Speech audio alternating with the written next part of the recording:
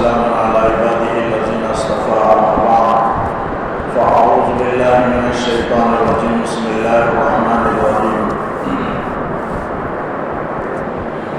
يسألونك ماذا ينفقون قل ما أنفقتم من خير فللوالدين والأقربين واليتامى والمساكين وابن السبيل وما تفعلوا من خير فإن الله به عليم صدق الله العظيم. بزرگان محترم، یہ سورہ بقرہ کی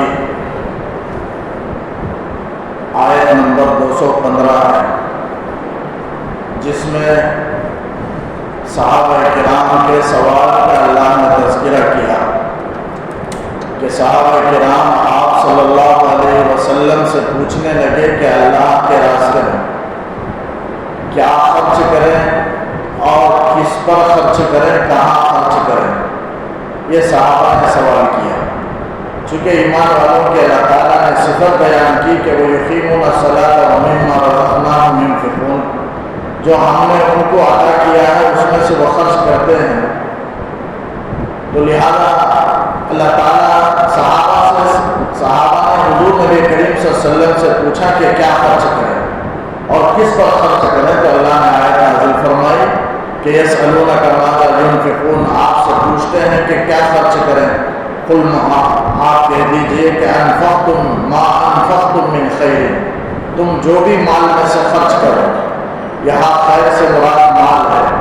مال فی نفسہ ہی خیر ہے بشرطے کہ مال کے حقوق کو آپ ادا کر دیں، اور مال کو حاصل کرنے کا جائز طریقہ اگر حاصل کرے تو پھر یہ دو شرط اگر ہو، مال کو حاصل کرنے کا جائز طریقہ اور مال خرچ کرنے کا صحیح طریقہ، اگر یہ دو ہیں تو پھر وہ مال آدمی کے لیے خیر ہی خیر ہے.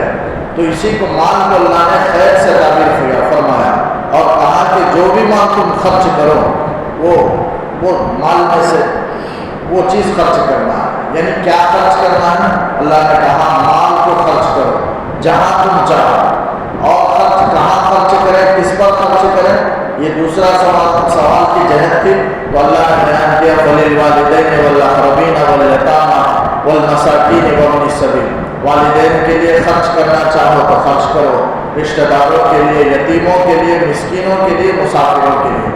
5 مصارف اللہ نے بیان کیا. سب سے پہلے والدین کا ذکر کیا. تو فرائض کے بعد سب سے بڑی عبادت والدین کی خدمت کرنا ہے. اگر والدین حقدار ہو تو مال ان پر خرچ کیا جائے، اگر محتاج ہو، ضرورت مند ہو تو سب سے پہلے ان پر خرچ کیا جائے.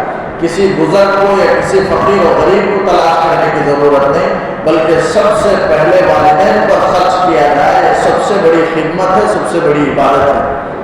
پھر فرمایا والأقربین، رشتہ داروں کے لیے. اگر والدین محتاج نہیں ہیں، اگر خرچ کرنا چاہے تو رشتہ داروں پر خرچ کریں. حدیث میں آتا ہے جو کوئی اپنے محتاج رشتہ داروں کا خیال رکھتا ہے اللہ تعالیٰ اس کی زندگی میں اور اس کے رزق میں برکت عطا فرماتے ہیں. 2 چیزوں میں برکت ہے. رزق، اس کا مفہوم بہت وسیع ہے. رزق میں کھانا پینا، مکان، کپڑا، سواری، صحت، ساری چیزیں آ جاتی ہے.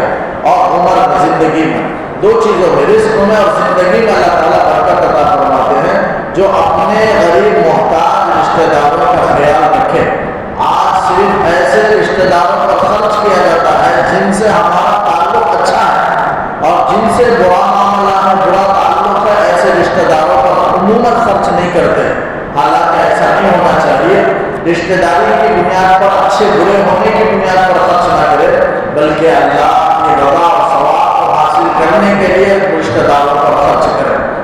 لہٰذا سب سے بڑی دوسرے نمبر پر اللہ نے رشتہ داروں کا تذکرہ کیا، اور تیسرے نمبر پر فرمایا یتیموں پر خرچ، جو جن کے ماں باپ نہیں ہیں، نابالغ بچہ ہے، بچی ہے، اولاد ہے، ان پر خرچ کرے. ان کا باپ سر سے سہارا اڑ گیا، ایسے کو یتیم کہتے ہیں. یتیموں پر خرچ کیا جائے، بڑی عبادت ہے. والمساکین، اور محتاجوں پر. اور آخر میں فرمایا وابن السبیل، مسافروں پر. اگر کوئی سفر میں آیا ہوا ہے اور پیسے طلب کر رہا ہے سفر کے، اس کے لیے جانے کے آگے راستہ طے کرنے کے لیے اس کے پاس پیسے نہیں ہے، تو آپ اسے بھی دے کر کے تعاون کیا جا سکتا ہے، چاہے وہ اپنی بستی میں بہت بڑا کاروبار ہو، لیکن سفر میں کسی بستی پر پہنچ کر کے سارا مال خرچ ہو گیا تو اور ختم ہو گیا، یا چوری ہو گیا، ضائع ہو گیا، ہلاک ہو گیا، کوئی بھی صورت ہے پریشان حال ہے تو اس کی بھی مدد کی جا سکتی ہے۔ اللہ نے یہاں 5 مصارف کا ذکر فرمایا کہ اگر تم چاہو تو ان پر خرچ کرو، اور آگے فرمایا وما تفعلوا من خیر، اور یہ بھی یاد رکھیں خرچ کرنے کے موقع پر کہ آدمی جوش میں جذبے میں ایسے ہی پورے مال کو خرچ نہ کر دے، بلکہ قرض دار ہے تو پہلے قرض خواہ کو اپنا قرض ادا کرے۔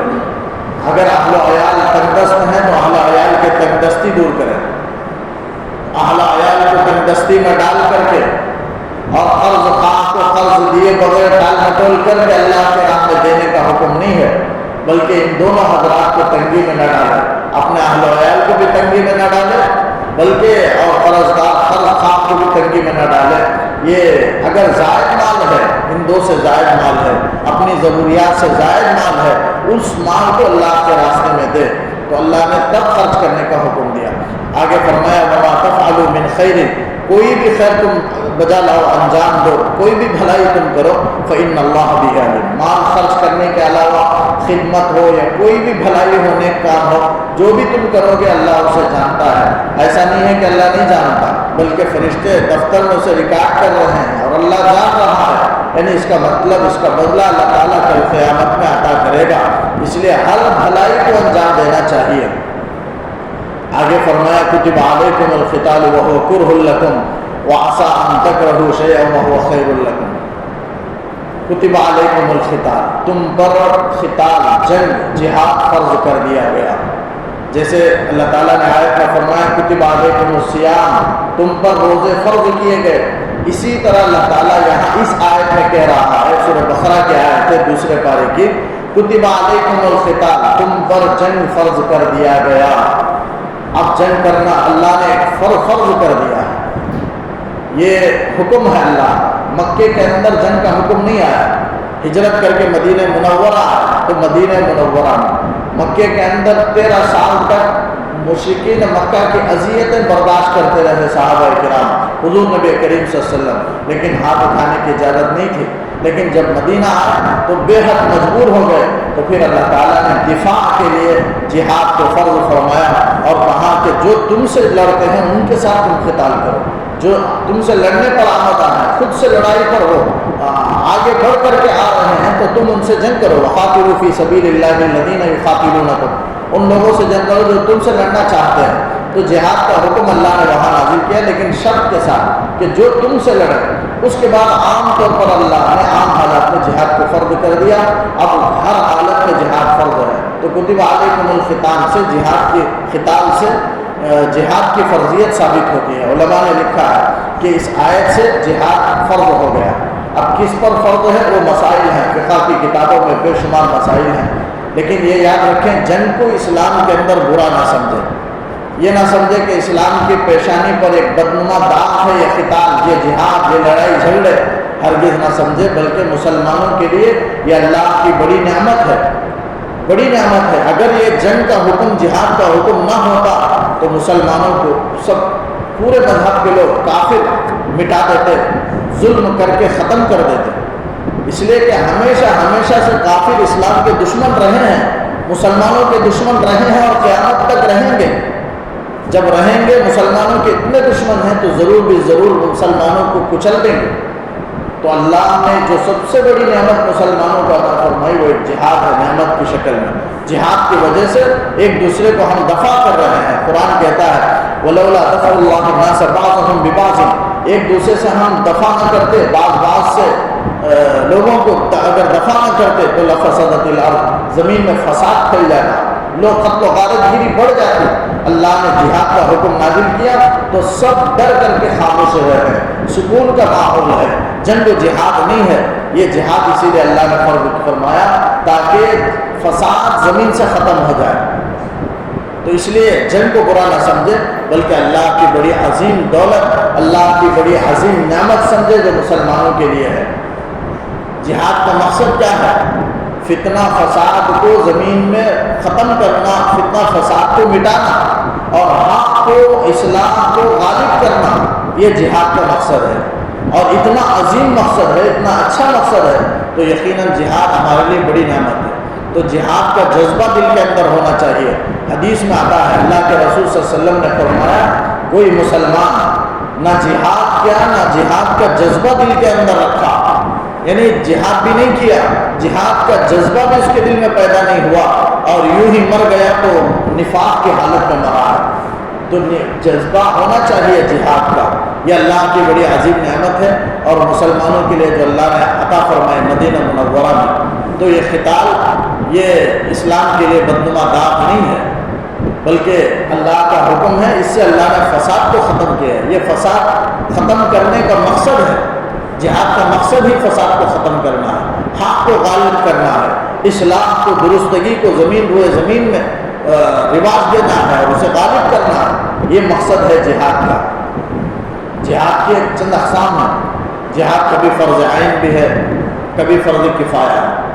فرض عین ہے اگر کسی موقع پر اگر کوئی مفتی اعلان کر دے کہ جہاد فرض ہے، یا کسی معتبر ادارے سے، اگر بڑے ادارے سے، مسلمانوں کے معتبر ادارے سے اگر یہ اعلان ہو کہ جہاد فرض ہے، یا کسی بھی ملک میں جہاں اعلان ہو جائے تو ہر فرد کے لیے جہاد کرنا فرض عین ہے۔ فرض عین کا مطلب جس میں جہاد کی استطاعت اور طاقت ہے، جیسے ہر ایک پر نماز فرض ہے ویسے ہر ایک پر جہاد فرض ہو جائے گا۔ یہ ایسے مواقع قیامت تک آ سکتے ہیں، لیکن اللہ نہ کرے کہ آئے نہ آئے، ایسا نہیں ہو سکتا، لیکن ایسا نہیں ہے کہ نہ ہو بھی سکتا ہے اور نہیں بھی ہو سکتا ہے۔ بہرحال اگر دشمنان اسلام مملکت اسلامیہ کے اندر داخل ہو جائیں جہاد کے غرض سے، تو اب مسلمانوں کے لیے جہاد کا اعلان کرنا بھی فرض ہے، اور ہر ایک پر جہاد کرنا فرض عین ہو جائے گا، یہ فرض عین ہے۔ اور ایک ہے فرض کفایہ۔ فرض کفایہ کا مطلب یہ ہے کہ پوری دنیا کے اندر کسی ایک ملک میں ایک جماعت کا جہاد کے لیے تیار رہنا ہمیشہ یہ فرض کفایہ ہے۔ اگر کوئی جماعت ایسی تیار رہے جہاد کے لیے تو سب سے فرض ثابت ہو جاتا ہے۔ اگر کوئی بھی جماعت نہ ہو تو سب مسلمان گنہگار ہوں گے، لیکن الحمدللہ آج تو ایک جماعت تیار ہے۔ بہرحال جہاد کے لیے ایک جماعت، وہی فرض کفایہ کے طور پر وہ جماعت تیار رہ کر کے انجام دے رہی ہے۔ بہرحال اللہ تعالیٰ ان کی حفاظت فرمائے جو بھی جہاد کے لیے تیار رہتے ہیں۔ یہ جذبہ دل کے اندر ہونا چاہیے، کوئی بری چیز نہیں ہے، یہ فساد کو ختم کرنے کے لیے جہاد کو فرض کیا گیا۔ اور ایک تو یہ دو قسمیں ہیں، اور ایک ہے دفاعی جنگ، اقدامی جنگ، اور دو قسمیں ہیں۔ دفاعی جنگ کہتے ہیں خود کافر مسلمانوں پر حملہ کرنے کے لیے آئے تو اب اپنے آپ کو بچانے کے لیے اور اس جنگ کو روکنے کے لیے، اپنی جان کو بچانے کے لیے ان سے لڑنا، یہ دفاعی جنگ ہے۔ ایسے رسول اللہ صلی اللہ علیہ وسلم سے بہت ثابت ہے حدیث میں، جنگ احد ہے، فتح مکہ ہے، اس میں سب کو خود کافر آئے مسلمانوں پر حملہ کرنے کے لیے۔ غزوہ خندق ہے، غزوہ احزاب ہے، خود کافر کی طرف سے حملہ ہوا، اس کے بعد مسلمانوں نے دفاع کے طور پر اپنے آپ کو بچانے کے لیے جنگ کیا ہے۔ جواباً ان کا جنگ میں پیش قدمی کی ہے، جواب کے طور پر پہلے انہوں نے شروع کیا، تو یہ دفاعی جنگ ہے۔ اور ایک اقدامی جنگ ہے۔ اقدامی جنگ یعنی کبھی کسی ملک میں مسلمانوں کے لیے، مملکت اسلامیہ کو کافروں سے خطرہ ہو اور کافر کی حکومت کو بدل بھی نہیں سکتے اور کافروں سے کوئی جنگی معاہدہ بھی نہیں ہے، تو ایسی صورت میں جنگ میں اقدام کرنا، آگے بڑھنا اور اس کی طاقت کو توڑنا، یہ اقدامی جنگ ہے، یہ بھی فرض ہے بہرحال موقع کے لحاظ سے۔ لیکن اس کے کئی شرائط ہیں جو فقہ کی کتابوں میں لکھے گئے ہیں، ان تمام کو تھوڑے سے وقت میں بیان نہیں کیا جا سکتا۔ تو بہرحال دفاعی جنگ بھی ہے، اقدامی جنگ بھی ہے، اور کبھی فرض عین بھی ہے اور کبھی فرض کفایہ بھی ہے۔ یہ اللہ نے فرض فرمایا، لہذا اللہ تعالیٰ آگے کہتا ہے وَهُوَ كُرْهٌ لَكُمْ، یہ جہاد کرنا، قتال کرنا تمہارے لیے ناپسندیدہ، ناگوار ہے، مشکل ہے۔ وَعَسَىٰ أَن تَكْرَهُوا شَيْئًا وَهُوَ خَيْرٌ لَكُمْ، اللہ تعالیٰ کہتا ہے کہ بسا اوقات یہ ممکن ہے کہ کسی چیز کو تم ناپسند کرو، وَهُوَ خَيْرٌ لَكُمْ، حال لیکن تمہارے لیے بہتر ہو۔ تم جنگ کے میدان میں جانا ناپسند کرتے ہو اور اللہ کے راستے میں جہاد کرنا اور اس میں اپنی جان کو پیش کرنا یہ تم ناپسند کرتے ہو، لیکن تمہارے لیے بہتر ہے۔ وَعَسَىٰ أَن تُحِبُّوا شَيْئًا وَهُوَ خَيْرٌ لَكُمْ، بسا اوقات ایسا ہوتا ہے کہ کسی چیز کو تم پسند کرنے لگو اور وہ تمہارے لیے برا ہوتا ہے۔ تم گھر میں رہنے کو پسند کرتے ہو، اپنے کاروبار میں لگے رہنے کو پسند کرتے ہو، اور دنیا کی محبت میں جم کر رہنا تم پسند کرتے ہو، حالانکہ یہ تمہارے لیے برا ہے، اور اللہ کے نزدیک جنگ کے لیے نکلنا یہ پسندیدہ ہے۔ اب دونوں کی پسند ہے، ایک انسان کی پسند ہے، ایک اللہ کی پسند ہے۔ دو پسند میں کس کی پسند کا اعتبار ہے؟ اللہ کی پسند کا اعتبار ہے، اس لیے کہ اللہ خالق ہے، وہ جانتا ہے نتیجے کو، اور انسان مخلوق ہے، وہ نہیں جانتا آگے نتیجے کو، کیا بہتر ہے، کیا خیر ہے، کیا شر ہے، انسان نہیں جانتا۔ اس کو اللہ نے آگے فرمایا وَاللَّهُ يَعْلَمُ وَأَنْتُمْ لَا تَعْلَمُونَ، اللہ بہتر جانتا ہے نتیجے کو اور تم جانتے ہی نہیں۔ تو اس لیے اللہ کے جاننے کا ہی اعتبار ہے، اللہ کی پسند ہی کا اعتبار ہے، اللہ کی ناپسند ہی کا اعتبار ہے، آدمی کے پسند ناپسند کا کوئی اعتبار نہیں ہے، اس لیے کہ خالق اللہ ہے، اس کی پسند کا اعتبار ہے، لہذا جنگ میں جانا اللہ پسند کرتا ہے اور مومنوں کے لیے یہی بہتر ہے۔ تو آج یہ کہنا کہ اسلام کے چہرے پر پیشانی پر ایک جنگ بدنما داغ ہے، جو حضرات یہ سمجھتے ہیں اسلام کے اندر جنگ یہ بری چیز ہے، لڑائی جھگڑے بری چیز ہے، ان کو اس آیت پر غور کرنا ہے کہ اللہ نے کہا وَاللَّهُ يَعْلَمُ وَأَنْتُمْ لَا تَعْلَمُونَ، کہ تم یہ کہہ کر کے گویا تم یہ بتانا چاہتے ہو کہ اپنی پسند یا اللہ کی پسند سے بہتر ہے، گویا اپنے آپ کو تم یہ کہنا چاہتے ہو کہ اپنی سمجھ، یہ کہہ کر کے جنگ اچھی چیز نہیں ہے۔ بعض انسان سمجھتے ہوں گے، کسی کے ذہن میں آتا ہوگا، جس کسی کے ذہن میں آئے وہ اس آیت پر غور کر لے اور سمجھ لے کہ اللہ کی سمجھ کے مقابلے میں کہہ رہا ہوں کہ جنگ ناپسند ہے، حالانکہ اللہ کی سمجھ یہ گویا جو انسان اس طرح کہتا ہے وہ اپنے آپ کو یوں سمجھتا ہے کہ میری سمجھ اللہ کی سمجھ سے بڑھ کر ہے، میری سمجھ اللہ کی سمجھ سے بڑھ کر ہے، وہ اپنی سمجھ کو بہتر سمجھ رہا ہے، حالانکہ غلط ہے، وہ مخلوق ہے اور اللہ خالق ہے، اور خالق ہی نتیجے کو جانتا ہے۔ آج ہم روئے زمین پر زندہ ہیں اور باقی ہیں تو صرف جہاد کی وجہ سے، صحابہ کرام نے جہاد کیا جس کی بدولت ہم باقی ہیں، اگر نہ ہوتے جہاد فرض نہ ہوتا تو کبھی کبھی مسلمان مٹا دیے جاتے، اس لیے کہ ہمیشہ اسلام کے دشمن وہ کافر رہے ہیں اور قیامت تک رہیں گے، ان کی ہر ممکن کوشش ہے کہ اسلام کو مسلمانوں کو ختم کر دیا جائے، اسی لیے وہ ہمیشہ لڑنے کے فکر میں مسلمانوں کے پیچھے رہتے ہیں، اسی لیے اللہ نے جہاد کو فرض فرمایا۔ یہ جہاد ایک ایسی چیز ہے جو بالکل مسلمانوں کو بچائے رکھے ہوئے ہے، یہ بڑی عظیم دولت ہے، اسے ناپسند نہیں کرنا چاہیے۔ تو اس آیت میں اللہ تعالیٰ نے جہاد کی فرضیت کو سمجھایا۔ آگے فرمایا یسألونک عن الشہر الحرام قتال فیہ، آپ سے پوچھتے ہیں محترم مہینے کے سلسلے میں کہ اس میں جھگڑنا کیسا ہے۔ اللہ تعالیٰ نے 12 مہینے بنائے، اس میں 4 مہینے حرمت والے بنائے، منہا اربعۃ حرم، وہ 4 مہینے حرمت والے کون کون سے ہیں؟ تو فرمایا ذی قعدہ، ذی الحجہ، محرم اور رجب، یہ 4 مہینے حرمت والے عزت والے ہیں۔ کفار مکہ بھی، صحابہ بھی سب ان مہینوں کا احترام کیا کرتے، ان 4 مہینوں میں لڑائی جھگڑے نہیں کیا کرتے تھے اور لڑائی جھگڑے کو برا سمجھتے تھے۔ تو ایک مرتبہ ایسا ہوا کہ صحابہ کرام آپ صلی اللہ علیہ وسلم جنگ بدر سے 2 مہینہ پہلے، اس آیت کا شان نزول بیان کر دیتا ہوں کہ جنگ بدر سے 2 مہینہ پہلے کسی جنگی مصلحت کی وجہ سے آپ صلی اللہ علیہ وسلم نے مدینہ منورہ سے 8 افراد کا ایک دستہ آپ صلی اللہ علیہ وسلم روانہ فرمایا، جس کے امیر حضرت عبداللہ بن جحش رضی اللہ عنہ، جو حضور صلی اللہ علیہ وسلم کے پھوپھی ذات بھائی ہیں، ان کو آپ صلی اللہ علیہ وسلم امیر بنایا، وہ 8 افراد کا، اور وہاں سے روانہ فرمایا۔ جاتے وقت آپ نے راستے کا سمت بھی بتایا اور ایک خط آپ نے لکھ کر کے تحریر دیا، فرمایا کہ 2 دن کے بعد اس تحریر کو پڑھنا، راستے میں نہیں پڑھنا، کبھی نہیں پڑھنا، 2 دن کے بعد پڑھنا۔ چنانچہ وہ لے کر کے آپ صحابہ کو نکلے، مدینہ منورہ سے نکلے مکے کی طرف، اور راستے میں 2 دن کے بعد وہ کھول کر کے چٹھی دیکھا گیا، برابر وہ مقام نخلا پر پہنچے ہوئے تھے۔ آپ صلی اللہ علیہ وسلم اس کے اندر لکھے تھے کہ تم مقام نخلا پر تم پہنچے ہوئے ہو، چنانچہ معلوم کیا گیا تو وہ مقام نخلا میں پہنچے ہوئے ہیں۔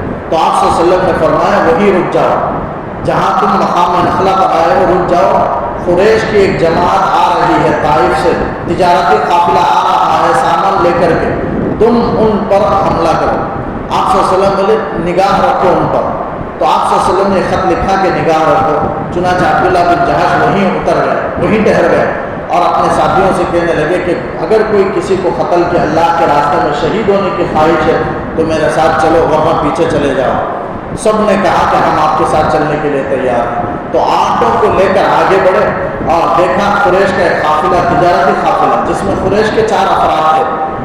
اس میں سے ایک عمرو حضرمی بھی تھا، حکم بھی تھا، عثمان بھی تھے، اور عثمان سے مراد کافر جو عثمان کا کافر نام کا دوسرا وہ موجود تھا، اور نوفل تھا۔ 4 افراد تھے، لیکن ایک قتل کر دیے گئے۔ صحابہ موقع کو غنیمت جان کر کے حملہ کیے قافلے پر، اور قریش کے 4 افراد میں سے ایک شہید ہو گیا، عمرو حضرمی، اور بقیہ جو قید ہو گئے، اور ایک بھاگ گیا، نوفل بھاگ گیا۔ بہرحال یہ واقعہ آپ صلی اللہ علیہ وسلم کو معلوم ہوا، تو ادھر قریش مکہ آپ صلی اللہ علیہ وسلم کے پاس احتجاج کے طور پر چند افراد کو بھیجا اور کہا کہ آپ کے لوگ ہمارے افراد کو قتل کر دیے، اور محترم مہینوں کا آپ لحاظ نہیں رکھتے، قتل اور آپ نے قتال کر دیا۔ ہم ان مہینوں کا احترام کرتے ہیں، رجب کا مہینہ ہے، پہلی تاریخ شروع ہو گئی ہے، لیکن آپ کے لوگوں نے، صحابہ نے پہلی 1 تاریخ کو قتل کیا ہے عمرو حضرمی کو۔ محترم مہینوں کی انہوں نے پامال کیا ہے، بے ادبی کی ہے۔ یہ آ کر کے قریش مکہ نے کہا، تو آپ صلی اللہ علیہ وسلم نے ان صحابہ سے فرمایا کہ تم رجب میں کیوں قتال کیے؟ میں نے تو تم کو رجب میں قتال کا حکم نہیں دیا۔ تو وہ صحابہ کہنے لگے، اللہ کے رسول، ہم اسے جمادی الثانی کی 30ویں تاریخ سمجھ رہے تھے، تو یہ سمجھ کے غلطی ہوئی، خطا ہوئی، حالانکہ وہ رجب کی 1 تاریخ تھی، محترم مہینہ تھا، اس میں جہاد جنگ نہیں کرنا تھا، لیکن ایک سمجھ کی غلطی کی وجہ سے، خطا کی وجہ سے از عمرو حضرمی کو قتل کر دیا۔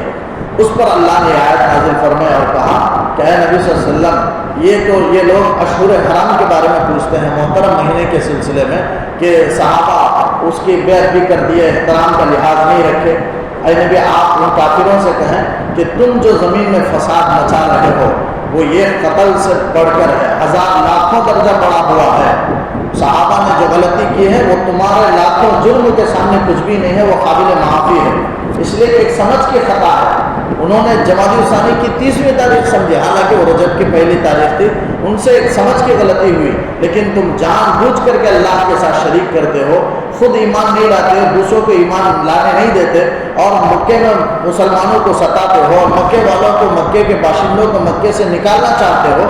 یہ سب فساد ہے زمین میں، اور فساد قتل سے بڑھ کر ہے، فتنے سے بڑھ کر ہے اللہ کے نزدیک، قتل سے بڑھ کر اللہ کے نزدیک فتنہ بہت بڑا ہے۔ تم جو کر رہے ہو، فتنہ مچا رہے ہو، یہ فتنہ اس قتل سے بہت ہی بڑا ہوا ہے۔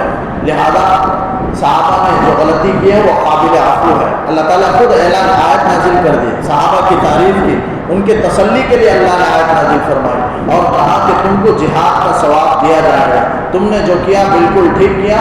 لہذا اگر وہ جو غلطی خطا ہوئی وہ ایک سمجھ کی خطا ہے، وہ قابل عفو ہے۔ اللہ نے خود کہا، آگے ان کی تعریف کی اور فرمایا کہ کافرین کی یہ جو غلطی ہے، ان کے جو فتنہ فساد ہیں یہ بہت بڑے ہیں۔ آیت نازل کر کے اللہ نے کافروں کو جواب دیا، فرمایا یسألونک عن الشہر الحرام قتال فیہ، محترم مہینے کے سلسلے میں آپ سے پوچھتے ہیں کہ اس میں لڑنا کیسا ہے۔ قل اے نبی کہہ دیجیے قتال فیہ کبیر، اس میں لڑنا بہت بڑا گناہ تو ہے، لیکن وصد عن سبیل اللہ، اللہ کے راستے سے روکنا، وکفر بہ، اور اللہ کے ساتھ کفر کرنا، والمسجد الحرام، اور مسجد حرام میں داخل ہونے سے روکنا، وإخراج أهله منه، اور مکے والوں کو مکے سے نکالنا، یہ اکبر عند اللہ، یہ اللہ کے نزدیک اس قتل سے بھی زیادہ بڑا گناہ ہے۔ والفتنة أشد أکبر من القتل، اور تمہارا کافرین کا جو فتنہ ہے، یہ تمام فتنہ یہ قتل سے بہت بڑھ کر ہے جرم میں اللہ کے نزدیک۔ اللہ نے جواب دے دیا، اور صحابہ کو تسلی کے لیے اللہ نے آیت نازل فرمائی۔ آگے فرمایا وَلَا يَزَالُونَ يُقَاتِلُونَكُمْ حَتَّى يَرُدُّوكُمْ عَنْ دِينِكُمْ إِنِ اسْتَطَاعُوا، یہ کفار تم کو ہمیشہ تم سے لڑتے رہیں گے یہاں تک کہ تم کو تمہارے دین سے پھیر دیں، اگر ان کے بس میں چل سکے۔ ان استطاعوا، اگر وہ استطاعت رکھیں، طاقت رکھیں، بس میں، اگر ان کی بس میں ہو تو وہ تم کو دین سے پھیرنا چاہتے ہیں۔ یہ اس زمانے کے کافر ہی نہیں بلکہ آج کے زمانے کے کافر بھی اور قیامت تک کے کافر بھی یہی چاہتے ہیں کہ مسلمانوں کو دین سے پھیر دیں، اور ان کا اگر بس چل سکے تو زبردستی دین سے پھیر کر کے کفر میں داخل کر دیں۔ اللہ تعالیٰ کہتا ہے کہ یہی تمام کافرین کی تمنا رہی ہے، اس زمانے کے کافرین سے لے کر کے قیامت تک کے کافرین کی یہی تمنا ہے کہ مسلمانوں کو ان کے دین سے پھیر دیں اگر ان کے بس میں چل سکے۔ اللہ تعالیٰ آگے کہتا ہے اگر کوئی کافرین کے اس چال کی وجہ سے خوف رکھ کر کے اگر دین کو بدل دے گا اور دین کے کفر کے حالت میں مر جائے گا تو وہ ارتداد ہے، مرتد ہے، اور مرتد کی کیا سزا ہے؟ ہمیشہ ہمیشہ کے لیے جہنمی ہے، دنیا کے سارے اعمال اس کے بیکار ہیں۔ آگے اللہ نے فرمایا وَمَن يَرْتَدِدْ مِنْكُمْ عَنْ دِينِهِ، تم میں سے کوئی اپنے دین سے پھر جائے۔ ارتداد کہتے ہیں دین سے پھر جانے کو، اسلام لانے کے بعد اسلام سے ہٹ جانے کو، دوسرے مذہب اختیار کر لینے کو ارتداد کہتے ہیں، اور یہ بہت سخت گناہ ہے۔ اصلی کافر سے بڑا بدتر ہے مرتد، اس لیے کہ اصلی کافر اب تک وہ اسلام کے اندر داخل نہیں ہوا، لیکن یہ شخص اسلام کے اندر داخل ہو کر کے خوبیاں دیکھ کر کے اس کے باوجود وہ دین سے پھرا ہے، تو اصلی کافر سے بدتر ہے۔ اب اس کی سزا کیا ہوگی؟ اس کی سزا تو قتل ہی ہے، مرتد کی سزا قتل ہے۔ حدیث میں آتا ہے آپ صلی اللہ علیہ وسلم، حضرت عائشہ کی روایت ہے، آپ صلی اللہ علیہ وسلم نے فرمایا کسی شخص کو قتل نہیں کیا جائے گا مگر 3 وجہ سے۔ 3 وجہ سے قتل کرنا حق ہے، جائز ہے۔ ایک آدمی کسی کو قتل کر دے تو بدلے میں اسے قتل کیا جائے گا قصاص کے طور پر، یہ بھی حق ہے۔ اور دوسرا، کوئی آدمی زنا کر لے تو اس کے بدلے میں شادی شدہ ہو کر کے زنا کرے تو بدلے میں اسے قتل کیا جائے گا، اور یہ قتل حق ہے۔ اور جو اسلام لانے کے بعد اسلام سے پھر جائے تو اب اسے قتل کر دینا اس کی سزا ہے، اور یہ حق ہے۔ آپ صلی اللہ علیہ وسلم نے 3 شخصوں کو بیان فرمایا کہ ان 3 شخصوں کو قتل جائز ہے، اور ان کی سزا قتل ہے، اور یہ مباح ہے۔ اس کے علاوہ انسانوں کو قتل کرنا ناجائز اور حرام ہے۔ فرمایا وَمَن يَرْتَدِدْ مِنْكُمْ عَنْ دِينِهِ، جو کوئی دین سے پھر جائے فَيَمُتْ وَهُوَ كَافِرٌ، مر جائے حال یہ کہ وہ کافر ہی رہے، فَأُولَٰئِكَ حَبِطَتْ أَعْمَالُهُمْ فِي الدُّنْيَا وَالْآخِرَةِ۔ دین سے کیوں پھرتا ہے؟ کبھی کسی خوف کی وجہ سے، موت کے ڈر کی وجہ سے، یا مال کے لالچ کی وجہ سے انسان بعض اوقات دین سے پھر جاتا ہے، تو اللہ تعالیٰ کہتا ہے کہ پھرنے کا نتیجہ یہ ہوتا ہے کہ دنیا میں بھی وہ ناکام ہوتا ہے اور آخرت میں بھی ناکام ہوتا ہے۔ فرمایا فَأُولَٰئِكَ حَبِطَتْ أَعْمَالُهُمْ، ان کے اعمال بیکار ہو گئے، پھر دنیا والآخرت، دنیا میں بھی اور آخرت میں بھی ضائع ہو گئے۔ علماء نے لکھا ہے دنیا میں ان کے اعمال ضائع ہونے سے مراد نکاح، اس کی بیوی سے نکاح ٹوٹ جائے گا۔